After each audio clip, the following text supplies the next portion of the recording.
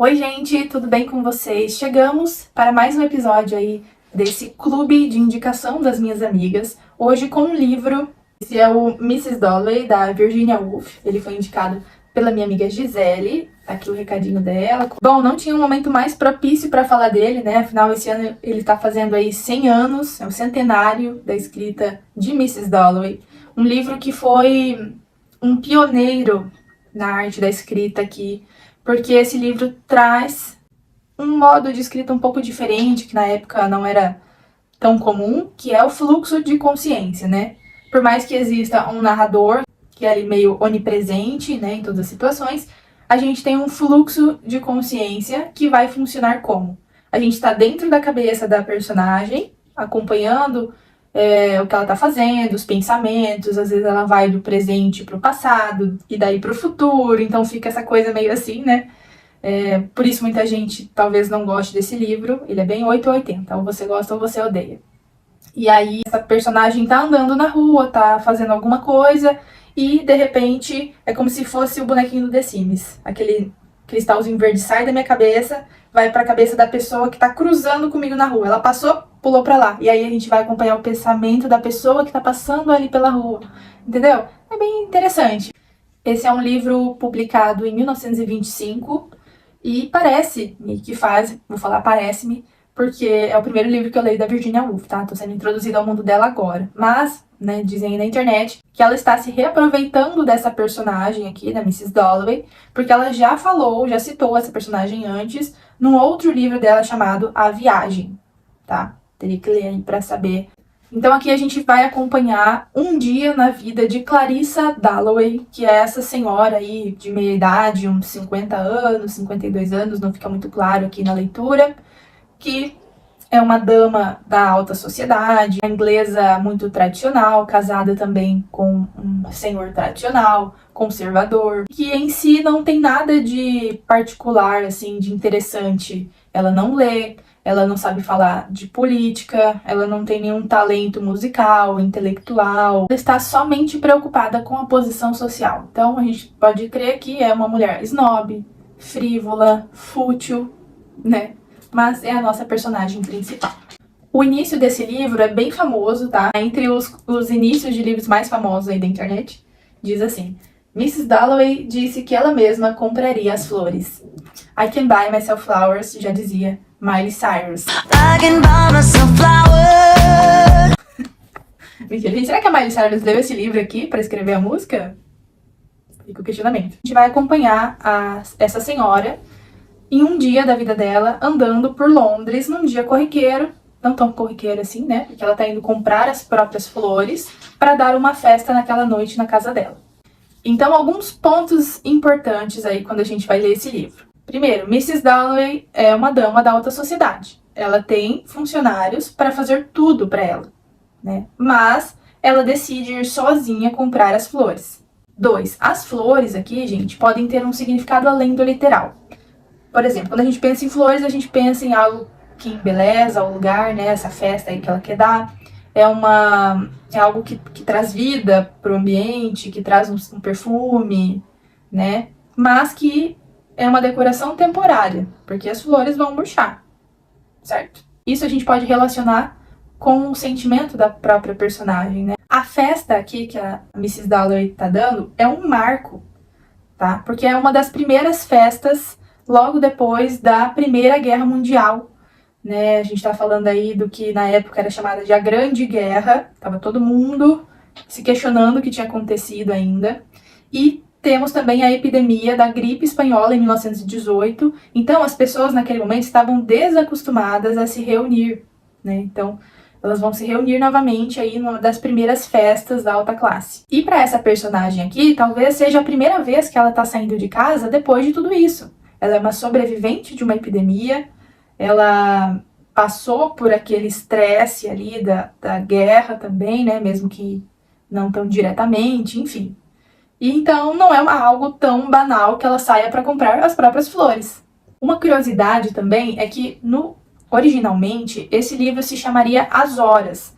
Isso porque, durante a escrita, a gente acompanha um dia inteiro da Mrs. Dalloway, O livro não está dividido em capítulos, ele é corrido, um texto corrido, só que ele tem alguns espaçamentos maiores lá no meio das páginas que vão sugerir pra gente que as horas estão passando. Então, a cada espaçamento que a gente vai ter ali, entende-se que passou 1 hora. Então, a gente vai acompanhar, então, 12 horas ali durante o dia, e esse livro termina com a festa. Para você ter uma noção da potência da escrita dessa autora aqui, isso é uma coisa que me envolve muito e que contribui para a minha nota no final da leitura, com certeza, né? É que o fluxo de consciência dos personagens é mais importante do que os fatos reais, do que está acontecendo.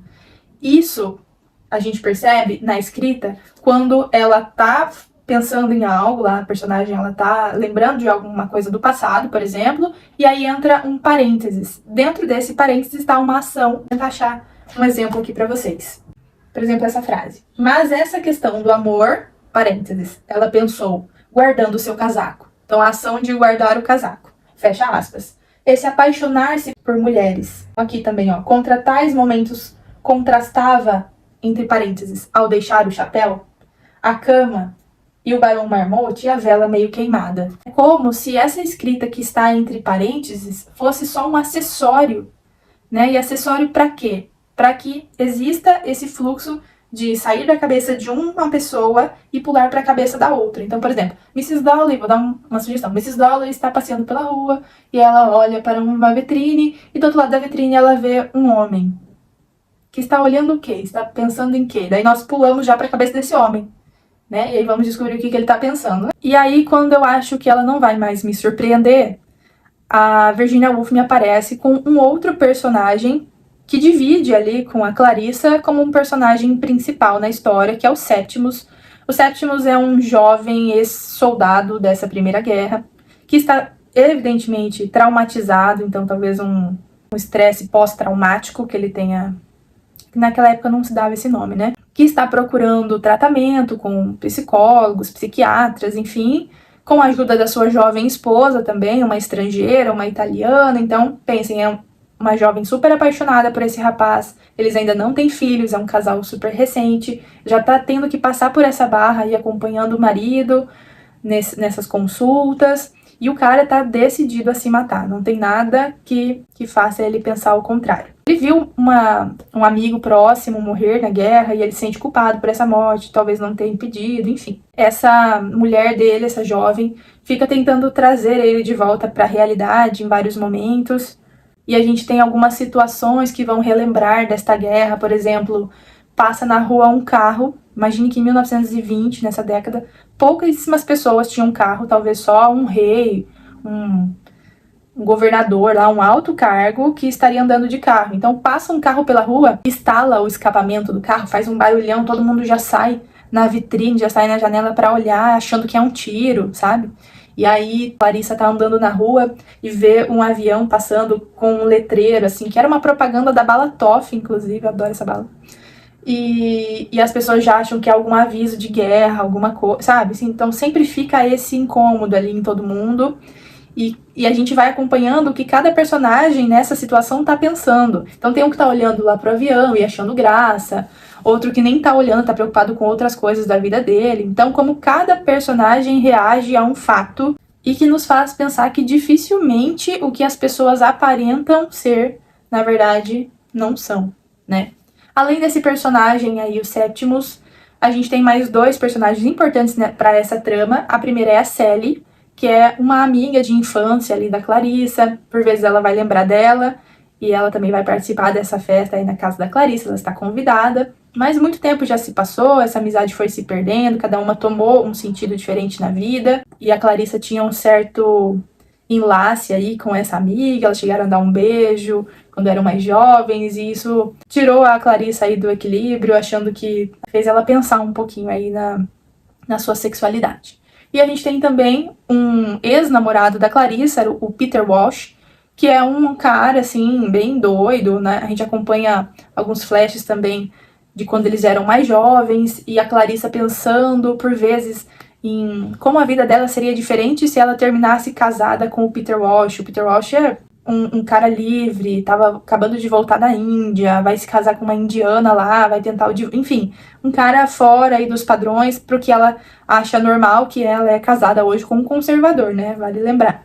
A Clarissa e esse marido aqui, o Richard, né, nem citei o nome dele, tem uma filha, eles têm uma filha também, chamada Elizabeth. Essa própria filha, a Clarissa acha que não tem nada a ver com ela, então ela fica, né, pensa, uma mulher de meia idade refletindo o que viveu na vida, quais escolhas ela fez e quais poderiam ter sido diferentes. A gente pode pensar também nesse livro como se Londres fosse uma alma coletiva, né, a gente pode subir um pouco mais aí e olhar mais de cima a situação e entender que estava todo mundo ali vivendo aquele mesmo momento do pós-guerra, aquela mesma fase de incompreensão, porque aquela primeira guerra, gente, foi um desastre, foi mandado jovens lá sem saber pegar numa arma, sabe, de 18 anos ou até menos, menores de idade. Então foi, assim, uma coisa muito impactante para todo mundo. E viver aquele dia sobrevivendo a um pós-guerra, não era normal para aquele povo ali. Tava todo mundo voltando à normalidade ainda.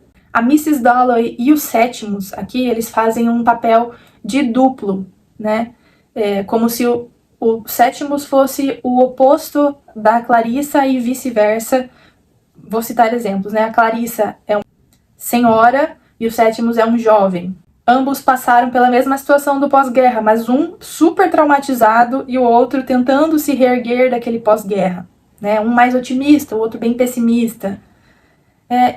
Enfim, né? Dá pra tirar muita coisa daí. E dois pensamentos que ficaram comigo, assim, no finalzinho mais do livro, foi que, no fim, a gente precisa de mais pessoas como a Clarissa, né? Que depois de um grande evento traumático, de um fato ruim da vida, é uma pessoa que tenta reerguer, precisa de mais pessoas como ela, que compram flores, que tentam embelezar de novo a vida, romantizar a coisa, insistem em dar festas, em reunir pessoas. Apesar da própria personagem não estar bem, a gente vê isso nos pensamentos dela, ela quer fazer algo para os outros, né? Isso é bem interessante.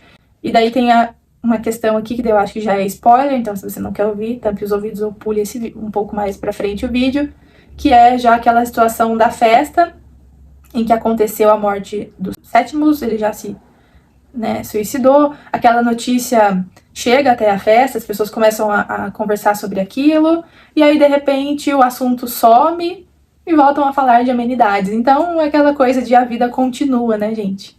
Pode ter acontecido a pior fatalidade. Daqui a um tempo todo mundo já esqueceu e a vida continua. Gente, por fim, esse é um livro que vai merecer uma releitura. Eu sei que talvez eu não estava tão preparada para essa escrita tão divina de Virginia Woolf, mas quero ler outros livros dela também aqui e trazer para o canal. Foi uma ótima primeira experiência. Eu já tô impactada, assim, eu não sei nem que nota ainda dá para esse livro, eu ainda tô digerindo ele. Fui conversando com a Gi durante esse mês, né? Ela também teve uma certa dificuldade no começo, até entender os personagens. Eu acho que isso é super normal. Eu assisti o filme também, tá? Tem 2 filmes aí bem interessantes. Um chamado As Horas e um chamado Mrs. Dalloway, que é um mais antiguinho. Tá disponível no YouTube, vou deixar o link aqui embaixo na descrição pra você assistir também. Muito boa a imagem, tá? Compensa assistir super. E eu coloquei legendas com tradução para português, ficou excelente no YouTube, tá? Vale a pena assistir. Então é isso, gente. Antes desse vídeo se encerrar, eu vou aparecer aqui o sorteio da próxima leitura que eu já fiz lá no canal. Dei uma breve mostradinha no vídeo anterior aí do canal, mas agora os curiosos vão saber que livro é o próximo escolhido do mês. Um beijo pra vocês e até a próxima. Tchau! Esse mês eu vou no pacotinho vermelho. Bom, esse pacotinho que eu escolhi aqui é da minha irmã, tá? Fazia tempo que ela falava, por que você não abriu o meu ainda? Mas a Márcia Sensitiva falou que em junho a minha cor seria vermelho, então reservei essa cor para o mês de junho. Vamos lá. Olha! Caramba! Vocês combinaram? Oh my God! Ela me deu um livro da Margaret Atwood chamado Oryx and Crake. Tem uma vibe meio Alice no País das Maravilhas, é isso? Tem um coelho meio doido aqui. Em Oryx e Crake, os porcos ainda não podem voar, mas foram estranhamente alterados, assim como os lobos e os guaxinins. Um homem cujo nome era Jimmy, hoje vive em uma árvore envolta em lençóis velhos e agora se chama Homem das Neves. A voz de Oryx, a mulher que ele amava, o provoca e assombra seus pensamentos. E os filhos de Crake, com seus estranhos olhos verdes, agora são sua responsabilidade. Eu falei vocês combinaram porque a minha amiga Jéssica, alguns vídeos atrás, me deu um livro da Margaret Atwood também chamado Conto da Aia, que é mais conhecido, né? Mas esse título aqui dela eu não conhecia, não. Vamos ver o que nos espera aí, então, nesse próximo mês, né? Mas interessante a capa, eu gostei. Tem 350 páginas, mais ou menos uns 15 capítulos. E parece uma história muito doida. Gente, sabe assim, quando você pega um livro e você não sabe nada sobre ele? Tô assim. Pelo que eu entendi, é um livro pós-apocalíptico e a gente já sabe como que é a escrita da Margaret Atwood a esse ponto, né? A minha irmã, segundo ela, só leu também a sinopse e gostou do que leu. E diz que gosta dessas histórias de fim de mundo e já falou: quando você terminar de ler, me empresta. Sabe aquelas, né, bem coisa de irmã, né, gente? Compra já um presente pra pessoa pensando que vai pegar depois emprestada. É isso. Não podia ser mais minha irmã. Gente, eu amei essa capa. Parece muito Alice no País das Maravilhas. Bem bizarra. Não conhecia esse título por nada na vida. Nunca tinha ouvido falar. Pra mim é uma coisa totalmente nova. Tô chocada. Não sei de onde ela tirou isso, esse livro. Curiosa.